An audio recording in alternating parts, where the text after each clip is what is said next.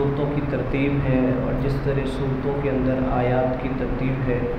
یہ رسول خدا صلی اللہ علیہ وآلہ وسلم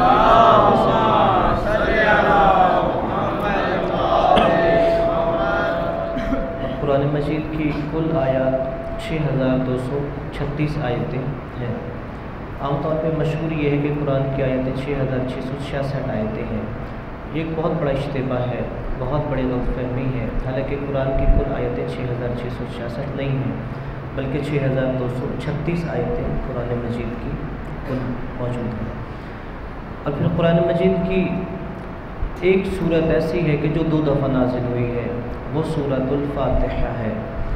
اس لیے اسے 7 مثانی بھی کہتے ہیں۔ 7 مثانی یعنی 7 جس کی 7 آیتیں ہیں، اور مثانی کہ وہ 2 دفعہ نازل ہوئی ہے۔ باقی جتنی قرآن مجید کی آپ صورتیں دیکھیں وہ ایک ہی دفعہ نازل ہوئی۔ اور پھر قرآن مجید کے اندر جو بسم اللہ الرحمن الرحیم 114 صورتیں ہیں اور 114 دفعہ بسم اللہ ہے، حالانکہ سورۃ التوبہ کے شروع میں بسم اللہ الرحمن الرحیم نہیں ہے۔ اور ایسا نہیں کہ ہم یہ تبرکاً صرف پڑھتے ہیں بسم اللہ شروع میں، بلکہ جب بھی کوئی اللہ نئی صورت نازل فرماتا تھا تو اس کے شروع میں بسم اللہ الگ سے آیت کے طور پہ نازل ہوتی تھی۔ یعنی ہر صورت کے شروع میں بسم اللہ اس صورت کا جز ہے آیت کے طور پہ۔ اس میں یہ کہ سورہ نمل میں بسم اللہ 2 دفعہ آئی ہے، اور سورۃ التوبہ جسے سورہ براءت بھی کہتے ہیں، اس کے شروع میں نہ سورہ کی ابتدا میں بسم اللہ نازل ہوئی، اور نہ ہی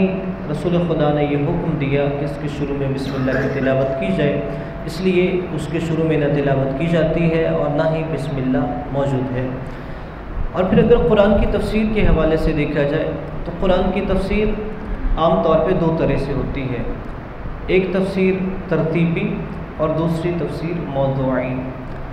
تفسیر ترتیبی جو عام طور پہ آپ قرآن مجید کی تفسیر یا ترجمہ تشریح دیکھتے ہیں وہ ترتیبی ہوتی ہے۔ تفسیر ترتیبی کا مطلب یہ ہے کہ جس ترتیب میں قرآن مجید کی آیتیں ہیں، صورتیں ہیں، اس ترتیب سے اس کی تفسیر اور شرح بیان کی جائے۔ جیسے شروع میں بسم اللہ الرحمن الرحیم سورہ فاتحہ ہے، بسم اللہ لے کے اس کی تفسیر، پھر الحمدللہ رب العالمین پہلی جو آیت ہے اس کی تفسیر کر دی جائے، پھر الرحمن الرحیم۔ یہ تفسیر ترتیبی ہے۔ زیادہ تر اسی طرح سے ہم دیکھتے ہیں کہ قرآن مجید کی آیات کی تفسیر بیان کی گئی۔ لیکن دوسری قرآن کی تفسیر موضوعی ہے۔ تفسیر موضوعی کا مطلب یہ ہے کہ کوئی ایک موضوع لیا جائے اور پھر یہ دیکھا جائے کہ اس موضوع کے متعلق قرآن مجید میں کتنی آیات موجود ہیں اور کون کون سی آیات موجود ہیں، اور قرآن مجید کی ان آیات کی روشنی میں ہمیں اس موضوع کے متعلق کیا سبق ملتا ہے۔ مثال کے طور پہ اگر انسان یہ دیکھے کہ شفاعت کے حوالے سے قرآن مجید، یہ شفاعت ایک موضوع ہے کہ شفاعت کے حوالے سے قرآن مجید کیا بیان کرتا ہے، تو انسان پہلے وہ تمام آیتوں جمع کرے گا کہ جو شفاعت کے متعلق قرآن میں بیان ہوئی ہیں۔ پھر ان تمام آیتوں کو جمع کرنے کے بعد انسان نتیجہ نکالے گا کہ قرآن اس موضوع کے بارے میں کیا کہتا ہے،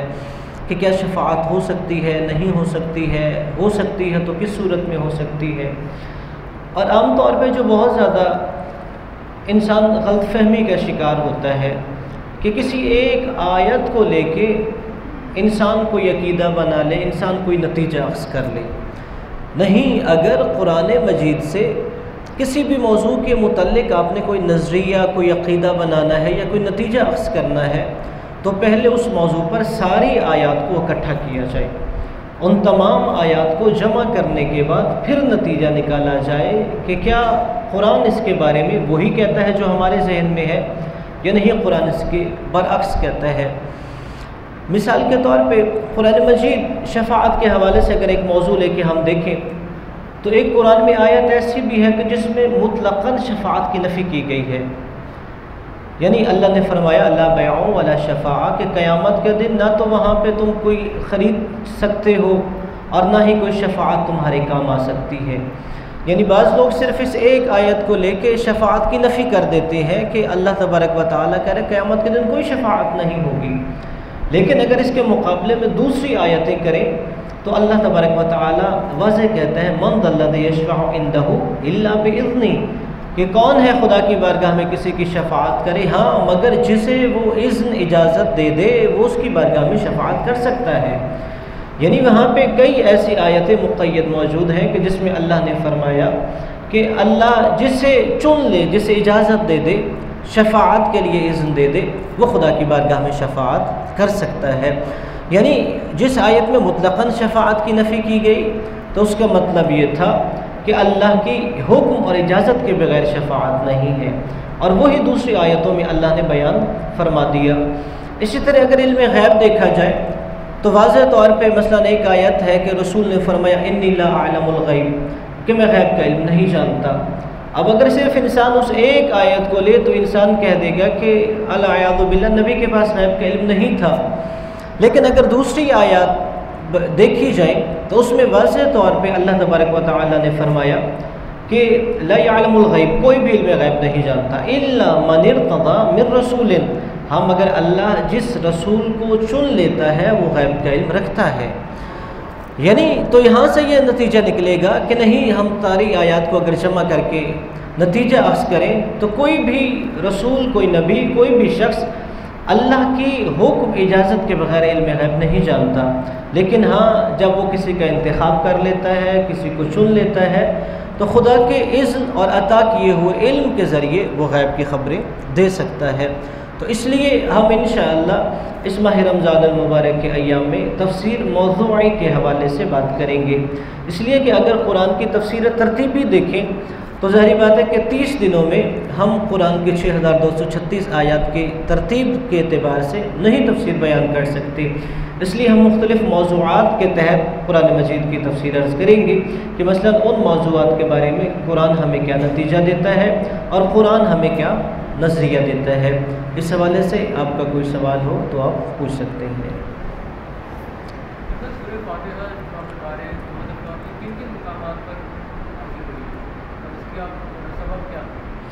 اس میں یہ ہے کہ جیسے میں نے عرض کیا کہ سورۃ الفاتحہ 2 دفعہ نازل ہوئی ہے،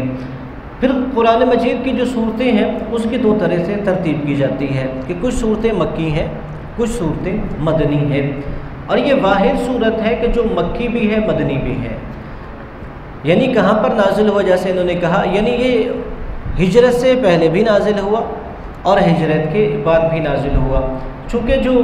علماء کے نزدیک معروف ترتیب ہے مکی و مدنی کی وہ یہ کہ جو صورتیں رسول کے ہجرت سے پہلے نازل ہوئی ہیں، چاہے وہ مکہ میں نازل ہوئی ہیں یا مکہ سے باہر کہیں اور نازل ہوئی ہیں، انہیں مکی صورت کہتے ہیں، اور جو رسول خدا کے ہجرت مدینہ کے بعد نازل ہوئی ہیں انہیں مدنی صورتیں کہتی ہیں، اگرچہ کہ وہ مدینہ میں نازل ہوں یا مدینہ کے باہر نازل ہوئیں، اور خواہ وہ مکہ میں نازل ہوئیں، جیسے فتح مکہ کے موقع پر کئی آیتیں نازل ہوئیں، لیکن چونکہ ہجرت کے بعد نازل ہوئیں انہیں مدنی کہا جاتا ہے۔ اس لیے جو سورۃ الفاتحہ ہے وہ مکہ میں بھی نازل ہوئی تھی اور مدینہ میں بھی نازل ہوئی تھی۔